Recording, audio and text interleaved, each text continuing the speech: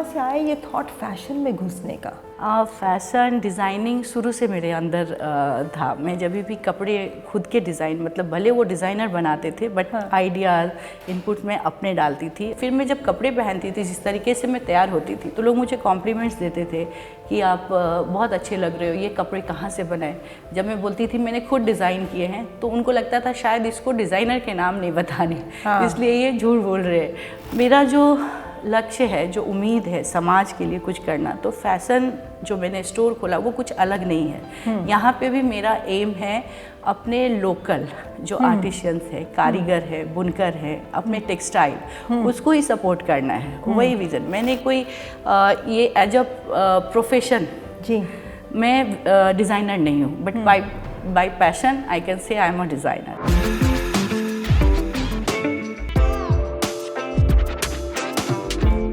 On voices for local हम लाते हैं कहानियाँ उन लोगों की जिन्होंने अपने पैशन से बनाई एक पहचान और अपने क्राफ्ट से लिखी एक नई कहानी।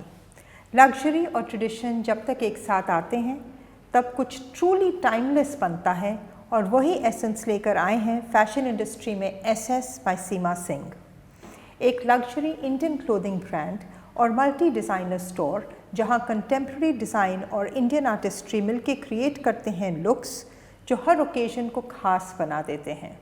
Founded by designer and philanthropist Seema Singh, SS by Seema Singh isn't just about clothes. It's about celebrating India's rich design heritage in a global, contemporary way. With a stunning store in Mumbai and उनकी खुद की clothing line, सीमा जी ने एक ऐसी space create की है जहाँ fashion का मतलब सिर्फ डिज़ाइनिंग नहीं है बल्कि एक्सप्रेसिंग योरसेल्फ है।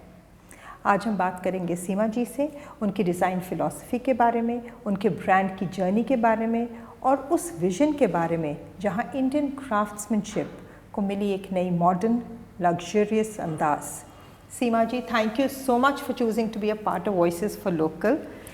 Thank you Manisha for calling me and I am looking forward to this conversation, क्योंकि मैं जानती हूँ कि ये बहुत मज़ेदार कॉन्वर्सेशन होने वाला है। पहले तो सब मेरे को सिंपल क्वेश्चन बताइए, सीमा सिंह की शुरुआत हुई कहाँ से, आपका बचपन कहाँ गुजरा, क्योंकि सब जानना चाहते हैं कि बिल्कुल कहाँ से आए आप। मैं बिहार बिलोंग करती हूँ, बिहार पटना से हूँ मैं जी। छोटे शहर से बड़े शहर तक का सपना मेरा भी लाइफ कुछ आप कह सकते हो बहुत इंटरेस्टिंग, जैसा आपने बोला। तो मैं शादी करके, मेरी शादी बहुत जल्दी उम्र में हो गई। आप कितने साल के थे? 18 ईयर्स कंप्लीट हुआ और मेरी शादी हो गई और मैं बॉम्बे आई। जब भी मैं पढ़ाई कर रही थी, मेरा ग्रेजुएशन मतलब 12th ख़त्म हुआ और ग्रेजुएशन में एडमिशन किया मैंने फर्स्ट ईयर में, मेरी शादी हुई, मैं बॉम्बे आई। बॉम्बे मेरे लिए बिल्कुल नया था, यहाँ का कल्चर, लैंग्वेज, लोग, बड़ा शहर। बिल्कुल। तो और मैं बहुत लाड प्यार में पली बढ़ी, मम्मी पापा के घर में, भाई बहनों से बहुत प्यार मिला। फ्रीडम आप समझ सकते हो, पटना एक उस टाइम की बात कर रही हूँ, थोड़ा कंजर्वेटिव सोसाइटी था, बहुत फ्रीडम नहीं था बाहर जाना आना। एक टाइम लिमिट तक ही हम लोग बाहर अगर पढ़ने के लिए भी जा रहे हैं तो एक समय पे वापस आना है स्कूल कॉलेज से लेने के लिए, या तो मेरे भाई आते थे मुझे लेने या फिर ड्राइवर आते थे। और आपको ये नहीं है कि बॉम्बे की तरह लाइफ है कि आप लेट नाइट तक आप या फ्री निश्चिंत होकर घूम रहे हो, ऐसा कुछ माहौल नहीं था। तो उस माहौल में पली बढ़ी और बॉम्बे में आई और शादी होकर जिस घर में आई वहाँ पे मुझे बहुत मतलब कह सकते कि सेम कल्चर था, वो लोग भी बिहार से हैं, तो मुझे ज़्यादा एडजस्टमेंट में टाइम नहीं लगा। बट हाँ, बाहर जो सोसाइटी था, जिस जगह में मैं शादी होकर वर्ली में ही आई थी, और मेरे लिए थोड़ा नया था। घर में तो ये थे, बट बाहर निकलती थी, मेरे हस्बैंड बोले तुम अपना पढ़ाई बॉम्बे से कंप्लीट करो, क्योंकि 3 साल काफ़ी था लंबा समय। मैं यहाँ सोफिया कॉलेज में एडमिशन ली। अच्छा, मैं भी सोफिया से हूँ, तो देखिए हम सीधा कहा। तो एडमिशन ली, मैं गई, मैंने हिंदी मीडियम में पढ़ा मोनिशा, तो मेरे लिए एक चैलेंजिंग था कि मैं सडन लाइक हिंदी मीडियम और सोफाया से आप प्रोडक्ट हो तो आपको मालूम है कि वहाँ का इन्वायरमेंट, वहाँ हाई फाई, मेरे लिए बिल्कुल नया माहौल था। तो मैं घर आकर बोलती थी मुझे इतना कंफर्टेबल नहीं लग रहा है। मेरे हस्बैंड बोले हम लोग ट्यूशन रखेंगे, हो जाएगा। देन अगेन फिर मैं वापस गई अपना पढ़ाई ख़त्म करने। तो मैं पटना विमेंस कॉलेज की प्रोडक्ट हूँ और वहाँ से मैंने हिस्ट्री में ऑनर्स किया, पढ़ाई ख़त्म की और फिर बॉम्बे में। पर मुझे एक बात बताओ सीमा, हाँ, आपने कहा बॉम्बे की शहर का माहौल, and society is not always very welcoming. Right क्योंकि कई बार लोग हमें जज भी करते हैं। करेक्ट। कई बार लोग अपना सर्कल इतना स्ट्रांग होता है, दूसरे की गुंजाइश नहीं होती। राइट। ईजी था दोस्त बनाना? दो पहलू है मेरे साथ बॉम्बे से जुड़ी हुई। पहला जो आपने बोला एक्सेप्टेंस, तो मैं एक ऐसे फैमिली से आती हूँ जहाँ मुझे वो प्रॉब्लम नहीं हुआ लोगों को अपनाने में। बट हाँ, जब मैं शादी हुई, मेरे बच्चे हुए, जब मैं स्कूल जाती थी, बहुत फ़नी लगेगा आपको सुनकर, तो मेरी बेटी जब हुई उस समय मैं नई थी, जॉइंट फैमिली में थी और हमारे फैमिली में साड़ी पहनते हैं, सलवार सूट पहनते हैं। तो मैं वही कल्चर, वही स्कूल में जाती थी तो लोग मुझे जज करते थे, ये बहन जी है। हाँ, तो लोग मुझे स्टार्टिंग में, तो मेरे लिए, और मैंने कभी चेंज नहीं किया, मेरे अंदर एक शुरू से ये रहा कि अपने कल्चर को लेकर, अपने रहन सहन को लेकर, पहनावे को लेकर मैंने कभी शर्म महसूस नहीं किया, क्योंकि मुझे लगता था कि यही मुझे खास बनाता है। बाकी चीज़ें अडॉप्ट करो जो अच्छी चीज़ें हैं। तो वहाँ पे एक चैलेंजेस आया, बट बॉम्बे एक ऐसा शहर है कि जो भी आप सपना देखते हो वो यहीं साकार कर सकते हो। इसकी मिट्टी में जादू है। तो मेरे में शुरू से एक था कि मुझे कुछ करना है, कुछ अलग करना है। एक अंदर से तो वो भूख मेरे में थी। और बॉम्बे एक ऐसा शहर है जहाँ आपका एज वॉरियर नहीं है कि आप ये नहीं कर सकते, ये नहीं सीख सकते। तो बॉम्बे ने मुझे सब कुछ दिया है। बॉम्बे में ही आके मैं आज सीमा सिंह, जो मेरी अपनी पहचान बनी है परिवार से हटकर, वो मुझे बॉम्बे ने दिया है। और मुझे सब बहुत कुछ सीखा मैंने यहाँ इस शहर में, और सपने को साकार किया। बट ये वही है कि अगर आप दृढ़ संकल्प रखते हो, आपको कुछ बनना है, कुछ आपको करना है, आप सही रास्ते पे चलते हो, तो आपको लोगों का सहयोग मिलता है, साथ मिलता है। तो आज आपने इतना बड़ा फैशन स्टोर खोला है जिसमें ना केवल आप खुद एक डिज़ाइनर बने, बल्कि आपने बहुत सारे नए डिज़ाइनर्स को एक मौका दिया। तो कहाँ से आया ये थॉट फैशन में घुसने का? फैशन डिज़ाइनिंग शुरू से मेरे अंदर था। मैं जब भी कपड़े खुद के डिज़ाइन, मतलब भले वो डिज़ाइनर बनाते थे, बट आइडियाज़, इनपुट मैं अपने डालती थी। और सारे डिज़ाइनर, बड़े डिज़ाइनर मैं बोल सकती हूँ, तरुण भी है, अनामिका भी हैं, ये सारे लोग मेरे कपड़े बनाते थे। बट मैं बोलती थी मुझे ये नहीं कि ये ट्रेंड है, ये फैशन है, मेरे बॉडी को अच्छा लगे नहीं लगे मैं पहन लूँ, ऐसा नहीं था। मेरे को क्या अच्छा लगता है, मैं किस कपड़े में कंफर्टेबल हूँ, मैंने जब भी उनको बोला, उन लोगों ने मेरे लिए कपड़े बनाए। बट हाँ, वहाँ पे भी मेरे चीज़ें होती थी और आइडियाज़ होते थे। फिर मैं जब कपड़े पहनती थी, जिस तरीके से मैं तैयार होती थी, तो लोग मुझे कॉम्प्लीमेंट्स देते थे कि आप बहुत अच्छे लग रहे हो, ये कपड़े कहाँ से बनाए। जब मैं बोलती थी मैंने खुद डिज़ाइन किए हैं, तो उनको लगता था शायद इसको डिज़ाइनर के नाम नहीं बताने, इसलिए ये झूठ बोल रहे हैं। बट धीरे धीरे टाइम के साथ मैंने देखा कि मेरे कपड़ों को लोग काफ़ी अप्रिशिएट करते हैं, मेरे स्टाइलिंग को लेकर कपड़ा, खास करके जो थोड़े मेरे जैसे एक्सरसाइज वाले लोग हैं तो उनको लगता था कि अगर सीमा ने ऐसे कपड़े ऐसे पहन के कॉन्फिडेंस के साथ चल सकती है तो मैं भी चल सकती हूँ। बिल्कुल। तो मुझे था, और मेरा जो लक्ष्य है, जो उम्मीद है समाज के लिए कुछ करना, तो फैशन जो मैंने स्टोर खोला वो कुछ अलग नहीं है। यहाँ पे भी मेरा एम है अपने लोकल जो आर्टिशियंस है, कारीगर है, बुनकर है, अपने टेक्सटाइल, उसको ही सपोर्ट करना है, वही विज़न। मैंने कोई ये एज अ प्रोफेशन, जी मैं डिज़ाइनर नहीं हूँ, but by passion I can say I am a designer. तो मेरा पैशन था कपड़े अच्छे लगते, डिज़ाइनिंग करना, तैयार होना, वो मेरे अंदर था। और साथ में एक मेरे अंदर वो भी था कि मैं अपने इस बिज़नेस से कितने लोगों को रोज़गार दे सकती हूँ। और आज मेरे स्टोर खोले हुए 3 महीना ही हुए हैं, बट मुझे बहुत खुशी होती है कि आज देखते देखते 25-30 लोग मेरे स्टोर पे हैं। उसके अलावा जो मैंने वर्कशॉप खोला है, जहाँ मेरा प्रोडक्शन है, वहाँ लोग जुड़ रहे हैं। तो आप जब एक कोई छोटा सा बिजनेस स्टार्ट करते हो और उसके पीछे 30-40 लोग बिल्कुल एम्प्लॉयमेंट दे रहे हो, बिल्कुल, तो एम्पावर और कर आगे उन डिजाइनर्स को काम मिल रहा है, काम उनके मिल रहा है। कारीगरों को काम Yes, मिल रहा है। तो आज स्टोर में कितने डिजाइनर्स हैं जिनको आप स्टॉक करते मेरे हो? स्टोर में मैं नहीं तो नहीं 15 अदर डिज़ाइनर्स हैं, हाँ। मेरे डिज़ाइनिंग के अलावा। और मोनिसा मैं बताऊंगी कि मैं डिज़ाइनर्स, बड़े डिज़ाइनर्स, उनके खुद के शोरूम्स हैं, उनके बिल्कुल। काफ़ी नाम हैं, बट मेरा एम वही है वैसे डिज़ाइनर्स को अपने स्टोर पे प्लेटफॉर्म देना जो टैलेंटेड तो बहुत हैं, जिनके कपड़े बहुत अच्छे, बट किसी कारणवश वो अपना खुद का शोकेस अपना अभी नहीं स्टार्टअप कर रहे हैं, स्टार्टअप तो कर हाँ, रहे हैं, आपका सहयोग मिलेगा तो और हाँ, आगे बढ़ सकेंगे। हाँ, तो उन लोगों को मैंने ज़्यादा अपने स्टोर पे उनके कपड़े रखे हैं और लोग बहुत पसंद कर रहे हैं। हाँ। लोग आते कह रहे ये डिज़ाइन तो मुझे बाकी जगह नहीं मिल रहे, तो मेरा टारगेट भी वही है कि मैं अपकमिंग डिज़ाइनर्स को लाऊं और जिनके अंदर कुछ करने का जज्बा है कि मैं करूं और उनका शौक़ है, तो मैं उन लोगों को प्लेटफॉर्म दे रही हूँ। तो आप ये कहाँ से सोर्स करते हैं ये डिजाइनर्स? मतलब अगर कल को हमको हमारा हाँ। शो देख के अगर कोई हमें मेल लिखे, राइट। तो क्या हम उनको आगे आपको फॉरवर्ड कर सकते हैं? बिल्कुल। अभी आप देखोगे टाइम्स फैशन वीक में पिछले 5 सालों से मैं दूसरे डिज़ाइनर को प्रमोट कर रही थी, जी। और वो सारे डिज़ाइनर्स आज बॉम्बे में एक एस्टैब्लिश डिज़ाइनर बन गए हैं। बिल्कुल, मैंने तो आपको रैंप पे चलते हुए देखा है डिजाइनर्स के लिए। तो पिछले जब ये कोविड ख़त्म हुआ उसके बाद से मैं अलग अलग, सबसे पहले मैंने टेक्सटाइल अपना हैंडलूम्स के लिए मैंने काम किया था, रार करके थे उनको मैंने किया, और आज उनके कपड़े आज़ा में भी मिल रहे हैं, यहाँ के बाकी भी डिज़ाइनर ऑनसम में हैं, बहुत सारी जगहों पे उनके कपड़े। तो मुझे खुशी मिल रहा है कि चलो उनके नाम कोई नहीं जान रहे थे और आज वो एक वेल एस्टैब्लिश डिज़ाइनर के रूप में सब जगह उनके कपड़े मिल रहे हैं, तो एक खुशी मिलती है। फिर उसके बाद हम लोगों ने किया था राजस्थान का जो पोशाक था मीरा करके, उनके साथ हमने किया। फिर 2-3 और डिज़ाइनर्स हैं, अपने पटोला के लिए मैंने काम किया और काफ़ी फेमस हुए। लोग बोले मैं पटोला का नाम भी नहीं जानती थी और उसके बाद पटोला आप देखो सब लोग काफ़ी शौक से और बहुत अच्छा, और इतने अच्छा मतलब उसका टेक्सटाइल बोलो, उसका सब कुछ चीज़ें हैं। तो इस तरीके की चीज़ें लोगों को जानना चाहिए, जो हमारे इंडिया में खुद इतना रिच कल्चर है, हेरिटेज है, कितने अलग अलग तरीके के। आपने खुद इतनी अच्छी पिछवाई की साड़ी पहनी हुई है।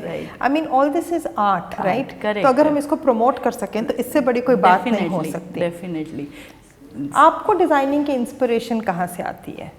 डिज़ाइनिंग, आप मेरा ज़्यादातर डिज़ाइन देखोगे उसमें एक इमोशंस, एक स्टोरी मिलेगा। हाँ। आज जैसे मैंने ये भी साड़ी पहना है, इसमें आप देखोगे काऊ है, लोटस है, पीकॉक है, और मॉडर्न वे में आप जब पहनते हो चीज़ों को तो लोग बोलते हैं अरे वाह, इसको मीन्स लोग सोचते हैं कि मुझे भी पहनना चाहिए। तो मेरे, आप जब स्टोर आएंगे मेरे कपड़ों को देखेंगे तो हमने सिल्क को, जो अपना खुद का जो देश में बने हुए टेक्सटाइल है, लोग आजकल बोलते हैं हम प्रमोट कर रहे हैं अपने कल्चर को, अपने टेक्सटाइल को, बट वो कपड़े इंपोर्ट करते हैं चाइना से, इटली से।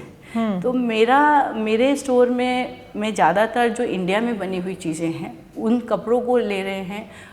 आप चाहे कारीगरी बोलो, जो भी एम्ब्रॉयडरी बोलो, जो भी थ्रेड्स होते हैं, जो भी बीड्स होते हैं, जो इंडिया में मैन्युफैक्चर है, उन चीज़ों को हम इस्तेमाल करते हैं, उन चीज़ों को हम यूज़ करते हैं। अगर बनारस से भी आ रहा है सिल्क, हमारे इंडिया में आप भागलपुरी सिल्क देख लीजिए, बिल्कुल, बहुत अलग अलग जगह की अलग अलग सिल्क हैं, बांधनी है, असम से है, असम से है। तो अपनी चीज़ों को, और बहुत ही सुंदर है इसको, अगर हम लोग मैं जानबूझकर अपने बच्चों को भी इन्वॉल्व करती हूँ, यंग जनरेशन को भी, कि भाई हम लोग हमेशा बाहर के ब्रांड्स पे ज़्यादा हम लोग उसको, हम उनको दिखाते हैं कि जब वो लोग बाहर अपने बनारस में जाके वो लोग हमारे बनारस सिल्क को एम्ब्रॉयडरी करके वही कितने पैसों में बेच रहे हैं और कितना ज़्यादा एम्प्लॉयमेंट है, उनको बिजनेस मिल रहा है, पैसे मिल रहे हैं। तो हम लोगों को आना चाहिए आगे और इसको बिल्कुल प्रमोट करना चाहिए और सेलिब्रेट करना चाहिए। एक्चुअली सेलिब्रेशन की बात करें तो आप ट्रेंड हो रही थी कुछ दिन पहले for actually celebrating Chhath Puja, right? Chhath Puja is something which is not very, मतलब बिहार में तो बहुत इम्पॉर्टेंट है ही, पर जैसे जो लोग महाराष्ट्र में रहते हैं, नॉर्थ में रहते हैं, उनको अपने कल्चर के बारे में मालूम होता है। यहाँ पे गणपति मनाया जाता है, आपने छठ पूजा को एक्चुअली वायरल कर दिया और इतनी सादगी से, इतने क्लासी तरीके से आपने इसको सेलिब्रेट किया। Chhath is something very integral to Bihar, right? And it's not an easy fast. तो कहाँ से आइडिया आया छठ पूजा इस बार कि मैं बस सेलिब्रेट उस लेवल पे करूँगी? बिल्कुल, छठ पूजा मैं बोलूँगी बिहारियों के लिए एक इमोशन है, मतलब फेस्टिवल से भी बढ़कर आप देखोगे छठ साल का वो समय होता है जब जो जितने भी बाहर रहते हैं या बिहारी दुनिया के किसी कोने में हों, वो छठ का गीत आप जब सुनते हो, छठ का जो याद आता है बचपन से जो हम देखते हैं, वो एक अलग आपके अंदर हम कह सकते हैं गूज़बम्स आते हैं। हाँ। जब आप कहीं वो गाना सुनते हो प्रसाद। और छठ पूजा जो है वो एक सेलिब्रेशन तो है, बट उस सेलिब्रेशन के पीछे बहुत सारा इमोशंस, नियम है। ये चीज़ ये व्रत जो है आपको बहुत कुछ सिखाता है। मैंने जब किया और मैं सक्सेसफुली, मतलब ये बहुत टफ है। 4 दिनों बहुत मुश्किल है। ये 4 दिन का व्रत है। 4 दिन का है और दिवाली के नेक्स्ट डे से इसका तैयारी, इसको आप पहले से आप प्रिपरेशन चालू नहीं कर सकते हो। अच्छा। ये सामान मंगा लो रख लो, नहीं। दिवाली खत्म होता है उसके नेक्स्ट डे से इसके तैयारियां चालू होती है। और साफ़ सफाई घर में और सारी चीज़ें घर पे आते हैं। तो ये एक आप कह सकते हो कि बहुत शुद्धता पवित्रता के साथ मनाए जाने वाला महापर्व है, जिसमें सूर्य नारायण, सूर्य भगवान की पूजा की जाती है। और इसमें बहुत नियम से, इसमें जो है आप फास्ट रखते हो बिना जल के, 2 दिन आप बिना जल के रह के प्रसाद बनाते हैं।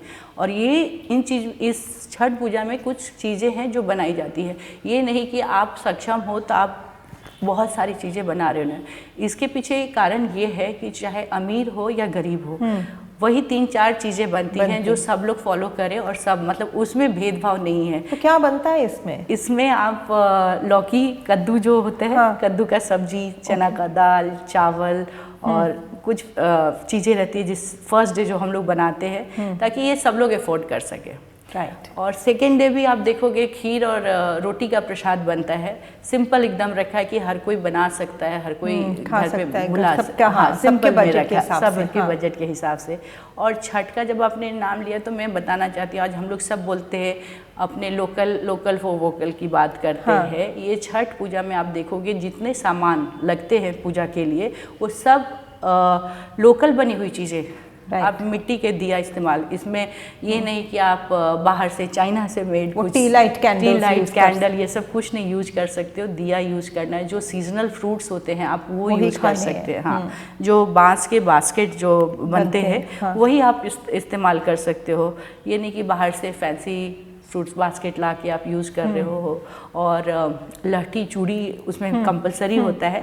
और लहठी भी आप देखेंगे तो काफ़ी लोकल होता है। ये नहीं कि आप गोल्ड पहन लिए, डायमंड पहन लिए। तो वो सारी चीज़ें हैं जो आज लोग बात कर रहे हैं स्वदेश की और लोकल चीज़ों की बनी की बात, वो कई सालों से ये परंपरा है और ये चीज़ें वहाँ इस्तेमाल होता है। और सेकेंड चीज़ आप हमेशा सुनते होंगे कि इसमें सूरज उगते हैं उनकी भी पूजा होती है और डूबते हुए सूरज की जी। तो लोग हमेशा बोलते हैं जो पावर में है उनका पूजा करो, और जिनके पास पावर नहीं है लोग उनको इग्नोर करते हैं। तो ये पूजा वो भी सिखाता है कि जो लोग आपके लिए कभी तपे हैं, जैसे डूबते हुए सूरज की पूजा की है, जो कभी आपके जीवन में प्रकाश लाने के लिए खुद को जलाए। जब उनका, जैसे नॉर्मली मैं ओल्ड एज होम में जाती हूँ मनीषा, जब सीनियर सिटीजन्स को देखते हैं कि वो लोग वृद्धाश्रम में हैं तो बहुत बुरा लगता है। माँ बाप जो जिस दिन काम के नहीं रहते हैं, लोग उनको किसी भी वजह से वहाँ छोड़ते हैं, दुख की बात है। तो ये छठ पूजा ये सब सिखाता है कि उनकी छाया में रहो, उनकी भी पूजा करो, और तभी मुझे लगता है कि आप जीवन में सफल होते हो और एक शांति मिलता है लाइफ में। बिल्कुल बिल्कुल।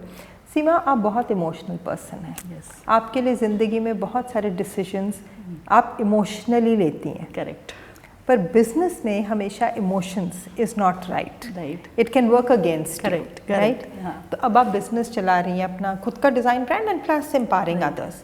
तो इसमें प्रॉफिटेबिलिटी और इमोशंस को बैलेंस कैसे करते हो आप? एक्चुअली मैं हूँ इमोशनल। पहले तो मैं बहुत इमोशनल थी, सारी चीज़ें मैं इमोशन से करती थी और मुझे मेरा किस्मत भी साथ दिया जी। सीखी मैं, ऐसा नहीं कि मुझे लाइफ में प्रॉब्लम्स नहीं आए या किसी ने मुझे चीट नहीं किया, बहुत कुछ। बट बोलते हैं ना, बहुत चीज़ें आप गलतियां करते हो और सीखते हो। तो सेम वे आज बिजनेस मैंने आपने एब्सोल्युटली आपने सही बात किया कि आज इमोशन से बिजनेस नहीं चलता है।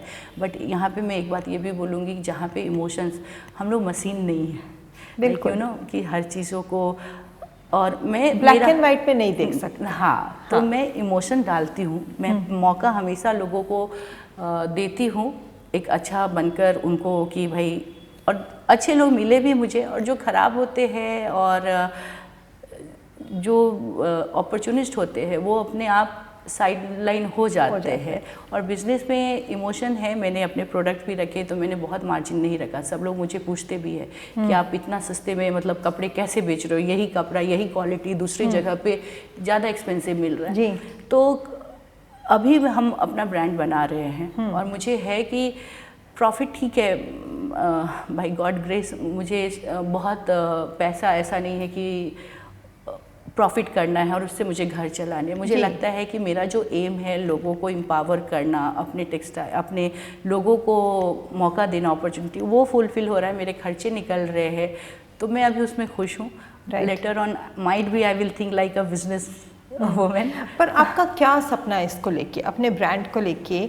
आज SS बाय सीमा सिंह का क्या विजन है कि मुझे कहाँ तक लेके जाना है, कि हर शहर में स्टोर हो? क्या विजन है आपका? बिल्कुल, मैंने अभी जब ये स्टोर खोला है तो डेफिनेटली मैं चाहती हूँ कि ये नॉट ओनली इंडिया में हर जगह पे खुले, मुझे इसको ग्लोबली लेके जाना है, जहाँ पे लोग आज हम लोग बाहर की चीज़ें जिस तरीके से बहुत इंटरेस्ट के साथ खरीदते हैं, सेलिब्रेट करते हैं, तो मुझे है कि हमारी चीज़ों को लोग जाने और मैं इसको अंतर्राष्ट्रीय स्तर पे लेके जाना चाहती हूँ। और मुझे पूर्ण विश्वास है, मुझे पूरा लगता है कि जिस तरीके से हम लोग इसको लेकर जाएंगे, प्रेजेंट करेंगे और सेम स्टैंडर्ड मेंटेन करेंगे, तो एक दिन मैं अपने ब्रांड को इंटरनेशनल लेवल पे देखती हूँ।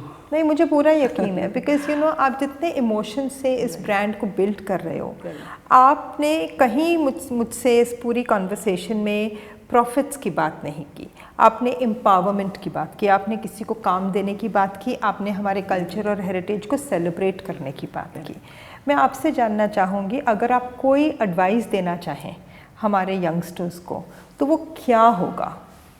यंगस्टर्स, आज के यंगस्टर्स बहुत टैलेंटेड हैं जी। आजकल नेट सारा इन्फॉर्मेशन काफ़ी है और काफ़ी वो लोग हार्ड वर्किंग भी कह सकते हैं, पैशनेट है, वो अपनी चीज़ों को लेकर बहुत क्लियर होते हैं कि उन्हें लाइफ में क्या करना है।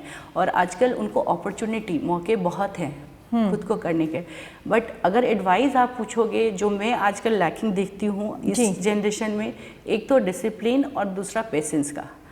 आजकल सबको जल्दी बहुत बड़ा बनना है सबको। हम लोग बोलते हैं ना, ये आजकल 30 सेकेंड्स रील वाला ज़माना हो गया है कि रील बनाएं और उनको सब कुछ चाहिए। तो अगर आप कुछ बनना चाहते हो वाकई में लॉन्ग रन के लिए, अगर आप कुछ सोच रहे हो, तो एक तो डिसिप्लिन होना, आप जो सोच रहे हो उसके ऊपर काम करो, हार्डवर्क का कोई सब्स्टिट्यूट नहीं है। और पेशेंस होना बहुत ज़रूरी है।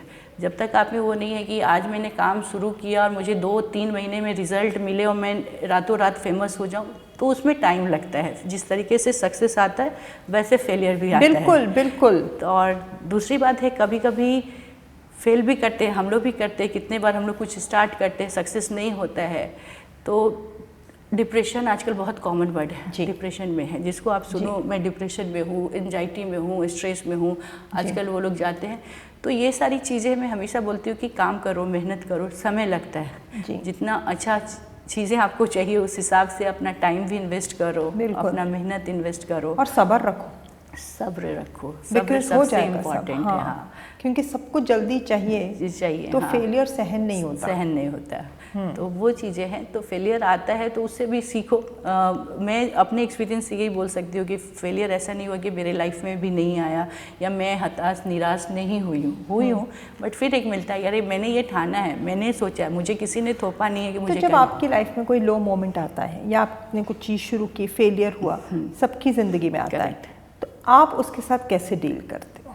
बिल्कुल, देखो हम लोग सब ह्यूमन बीइंग हैं। जब भी हम लोग के साथ फेलियर हुआ या कोई चीज़ सोचा हमने वैसा नहीं हुआ तो बुरा लगता है, बट फिर वही सोचते हैं कि जब अचीव करेंगे तो जो खुशी मिलेगा उसके बारे में मैं सोचती हूँ। और तो पॉजिटिव थिंकिंग जी। और फिर मैं स्टार्ट करती हूँ, फिर अच्छे से प्लान करती हूँ, फिर देखती हूँ मैं कहाँ कमी रह गया था, किस वजह से मैं पीछे रह गई, तो उस पर काम करना स्टार्ट करते हैं और होता है, फिर काम बनता है, हो जाता है सब ठीक। तो अच्छा, आपने कहा कि जब आप बिज़नेस आपने शुरू किया, लोगों से इंटरेक्ट करना, तो बहुत सारे बिट्रेल्स भी मिले, धोखे भी मिले। राइट, ज़िंदगी का हिस्सा है। है।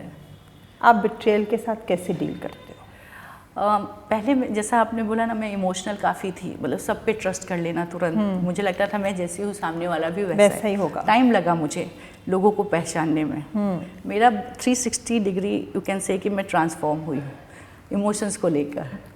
हाँ, मैं बात बात पे रोती थी, मुझे रोना आता था। मैं इतनी सिंपल सीधी, आज भी मैं सिंपल हूँ, सीधी हूँ, बट पहले का लगता था कि जिस पे ट्रस्ट किए वो ऐसा कैसे कर सकता है, ऐसे कैसे बोल सकती है, लाइक होता है। बट टाइम के हिसाब से आज लोग मुझे बोलते हैं जब आके कि मैं तुमसे सीखती हूँ कि लोगों से कैसे डील किया जाता है।